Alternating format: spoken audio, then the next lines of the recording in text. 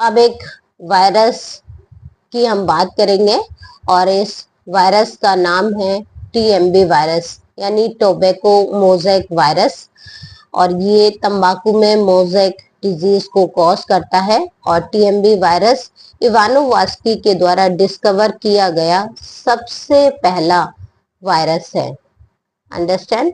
तो TMB virus, इसकी जो स्ट्रक्चर है वो हेलिकल सिमेट्री वाली होती है। कैसी होती है? Helical symmetry.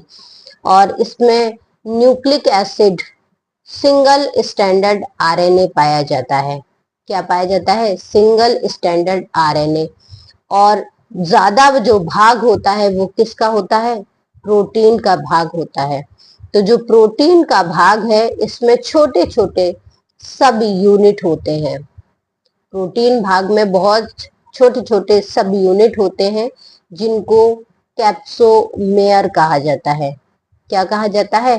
कैप्सोमेयर। याद रखिए, जो प्रोटीन भाग होगा उसमें बहुत छोटे छोटे सब यूनिट होते हैं, लगभग 230 के करीब इसमें सब यूनिट होते हैं और ये सब यूनिट कैप्सोमेयर कहलाते हैं।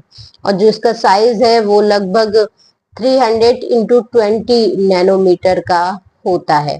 तो टीएमबी वायरस, और टीएमबी वायरस में सिंगल स्टैंडर्ड आरएनए पाया जाता है और यहाँ पर प्रोटीन भाग की जो सब यूनिट हैं इनको कैप्सोमेयर कहा जाता है।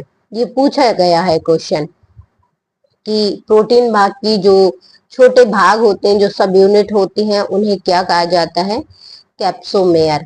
और साथ ही इसमें जेनेटिक मटेरियल कौन सा है? Single standard RNA. Understand. RNA virus में अगर एग्जाम्पल पूछा जाए तब आप किसका बताएंगे? टीएमबी वायरस का, टोबैको मोज़ेक वायरस का। और फर्स्ट डिस्कवर्ड वायरस क्या है? टीएमबी वायरस है। किसके द्वारा डिस्कवर किया गया है? इवानोवास्की के द्वारा डिस्कवर किया गया है। और ये किस प्लांट में डिजीज को कॉज करता है? भाई तंबाकू के वायरस कहते हैं इनको।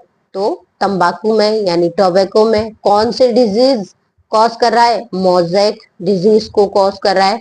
इसकी सिमेट्री कैसी है? हेलिकल सिमेट्री के दिखाई देते हैं।